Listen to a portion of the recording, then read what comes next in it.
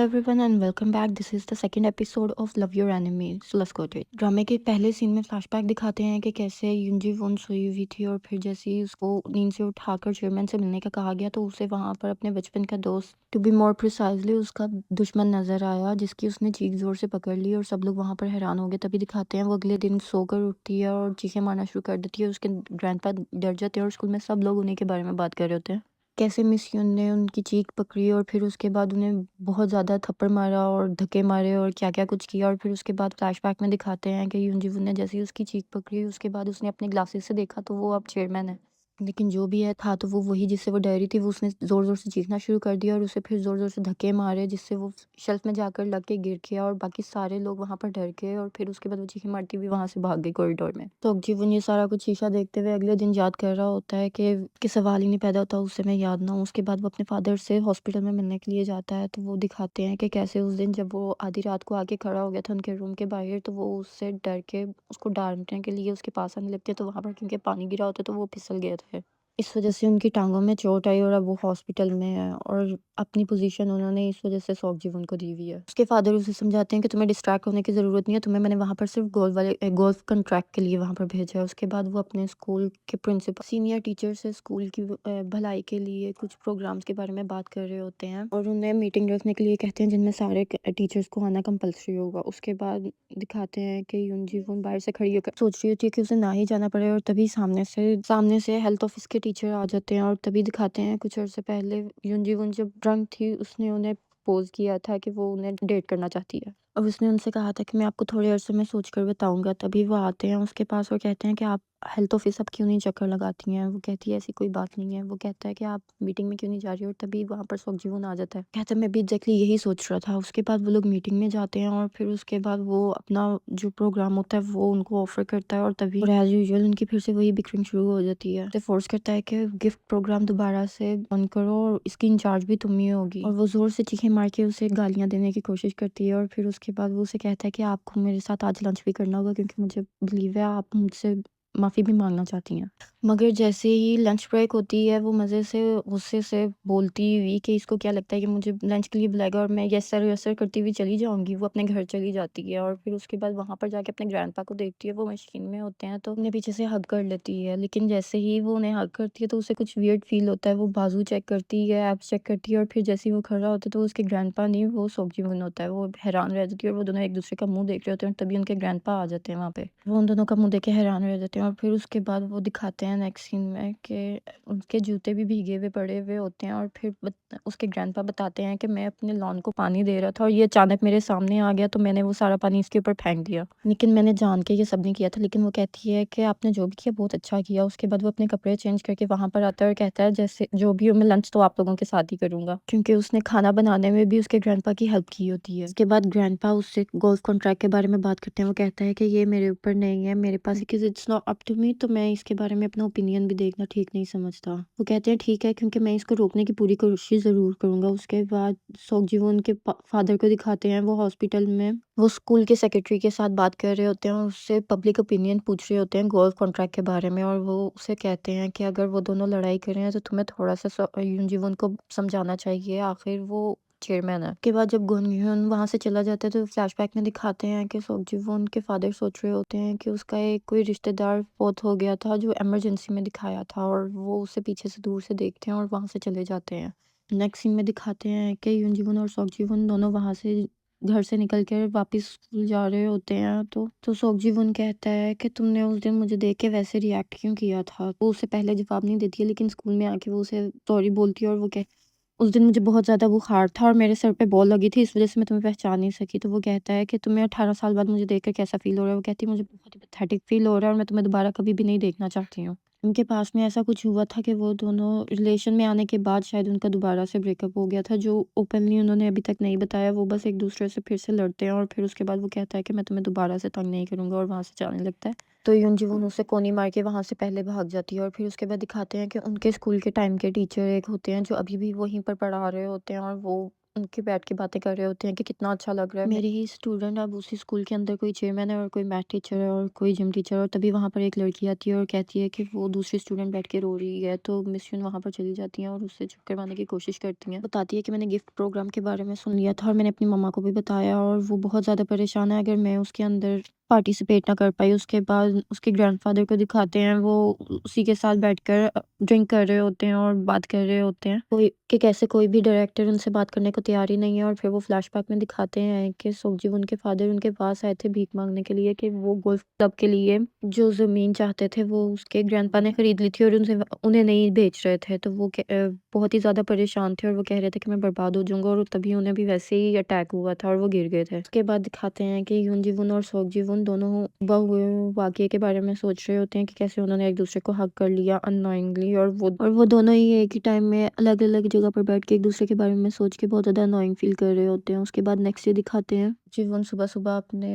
Assistant के साथ ला रहा होता है और सामने यूनजीवुन और उसकी फ्रेंड खड़ी होकर उन उन दोनों को देख रहे होते हैं कि कौन चेयरमैन रोज़ स्कूल आता है, और वो भी इतनी सुबह-सुबह। और फिर उसकी फ्रेंड कहती है, यही तो एक फ़न पार्ट है क्योंकि उसे सोकजीवन पे थोड़ा क्रश होता है, और तभी दिखाते हैं एक लड़का जो काफ़ी अजीब-सा तैयार हुआ होता है, साइकिल पे आ रहा होता है, और उसके बाद वो सोकजीवन से टकराने लगता है मगर साइड पे गिर जाता है। वो उससे सॉरी बोलता है, और तभी यूनजीवुन की फ्रेंड उसे बताती है कि ये एक ट्रेनी है जिसने आज से जॉइन करना था, और वो कहती है पता नहीं कौन-सी बदनसीब टीचर होगी जिसे ये ट्रेनी मिलेगा, क्योंकि इसके ऊपर तो कंप्लीटली लिखा हुआ है कि ये मैं अटेंशन सीकर हूँ, और वो तभी आकर बताता है कि मैं जिम टीचर ट्रेनी हूँ। वो यूनजीवुन को अपना इंट्रोडक्शन करवा रहा होता है, और तभी पीछे से उसकी फ्रेंड आती है और वो कहती है तुम गोंग मुनसू हो, तुम वही फेमस स्विमर हो ना। और फिर उसके बाद सारे टीचर भागते हुए आते हैं और उससे मिलना शुरू कर देते हैं क्योंकि वो बहुत बड़ा स्विमर होता है, मगर यूनजीवुन उसे नहीं पहचानती, मगर वो उसे पहले से जानता होता है। उसके बाद यूनजीवुन लंच ब्रेक में बैठ के अपनी दोनों दोस्तों के साथ लंच कर रही होती है, और तभी उसकी कोलीग उससे पूछती है कि तुम वाक़ई उसे नहीं जानती हो? वो कहती है नहीं, मैंने सारा दिन वैसे उसे सर्च किया लेकिन अब मुझे पता लग गया है। वो कहती है अब मुझे याद आया,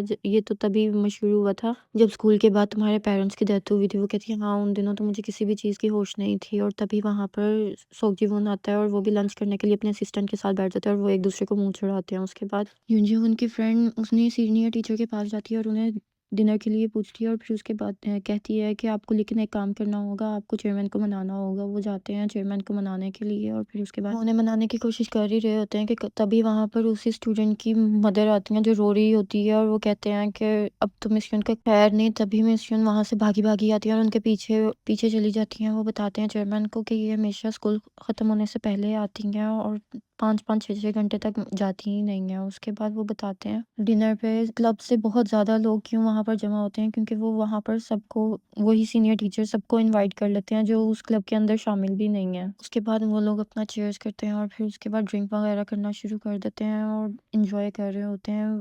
वो जो नया ट्रेनी होता है वो पहली ही शॉट के बाद बेहोश हो जाता है। वहाँ यूनजीवन को दिखाते हैं, वो उन पेरेंट को समझाने की कोशिश कर रही होती है। वो कहती हैं आपको मेरे साथ कोऑपरेट करना होगा, चाहे कुछ भी हो, मेरी बेटी को गिफ्ट क्लास के अंदर ज़रूर ऐड करना है। तभी सोकजीवन उसका वेट कर रहा होता है, मगर वो शो ना करवा सके, इस वज़ह से वो अपने ऑफ़िस से बाहर निकलता है और एक्सरसाइज़ करता हुआ उस और दरवाज़े के शीशे में से उन्हें देखता है कि वो अभी तक भी उनकी जान नहीं छोड़ी होती, उल्टा रो के दिखा रही होती हैं, और फिर उसके बाद वो वहाँ पर वापस चला जाता है। इसी सब के दौरान युनजीवन जब टाइम देखती है तो 9 बज चुके होते हैं। सोकजीवन भी अपने ऑफ़िस में इधर-उधर घूम रहा होता है। वो फिर से चेक करने के लिए बाहर निकलता है तो तभी देखता है वो लोग जा रही होते हैं। तो वो जल्दी से अपने ऑफ़िस में वापस आता है, अपना सारा सामान पकड़ता है, लाइट्स ऑफ़ करता है और जाने लगता है।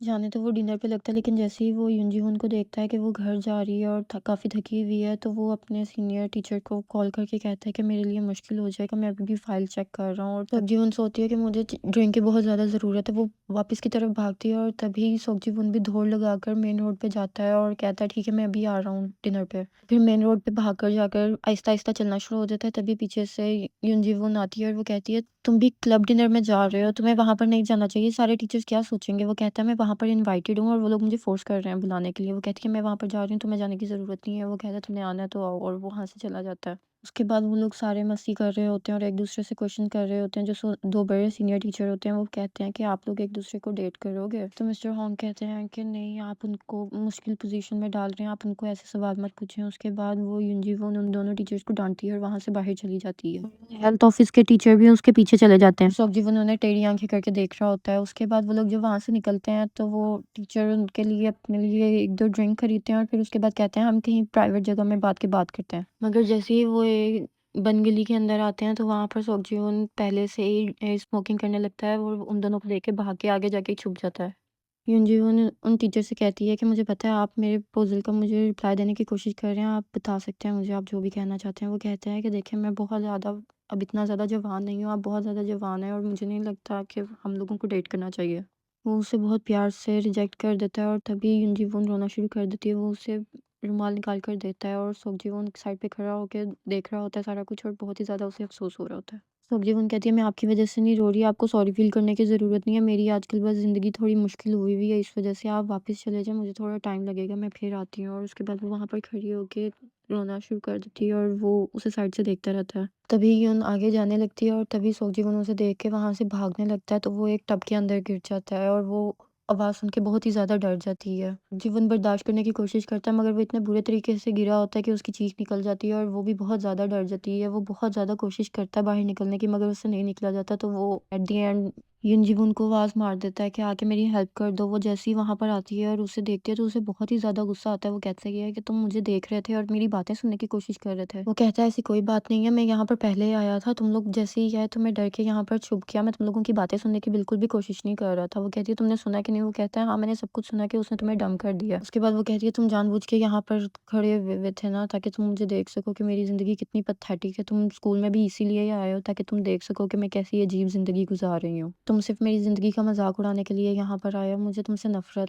वो कहता है हाँ, हाँ, मुझे भी तुमसे नफ़रत है, ठीक है जाओ यहाँ से। और उसके बाद 2 सेकंड के बाद उसे जब रियलाइज़ होता है कि वो अभी भी फँसा हुआ है तो वो उसे वापस बुलाने की कोशिश करता है मगर वो वहाँ से जा चुकी थी। उसके बाद वो खुद ही किसी तरीके से हिल-जुल के वहाँ से गिर जाता है और फिर निकलने की कोशिश करता है और वहाँ पर बिल्ली भी खड़ी होके उसे देख रही होती है और वो बहुत ही ऑकवर्ड सीन होता है। और फिर उसके बाद वो उठ के अपने आप को ठीक करके वापस जाता है डिनर पे। वो जैसे ही रेस्टोरेंट के अंदर जाता है, अभी वो अंदर जा ही रहा होता है तो वो सुनता है कि सब लोग उससे पूछ रहे होते हैं कि युनजीवन तुम बचपन से जानती हो तो क्या तुम चेयरमैन को डेट करोगी? वो कहती है कि हम लोग दोनों दुनिया के आखिरी लोग भी हुए ना तब भी मैं उसे डेट नहीं करूँगी। उसके बाद उनके स्कूल के वही सीनियर टीचर उनको एक स्टोरी सुना रहे होते हैं कि हमारे स्कूल में लिलिट का जो पौधा है वो 1 साल फ्लावर खिलते हैं उस पे और दूसरे साल नहीं खिलते हैं। और वैसे ही स्कूल में जिस साल उसके फ्लावर खिलते हैं वो एंट्रेंस कॉलेज एंट्रेंस के पेपर्स बहुत अच्छे होते हैं और जिस साल वो नहीं होता उस दिन रिजल्ट बहुत ही ख़राब होता है। उसके बाद युनजीवन कहती है कि वो अब नहीं दोबारा से खिलेगा, तो वो सोकजीवन कहता है कि हो सकता है उसके ऊपर फ्लावर आ जाए।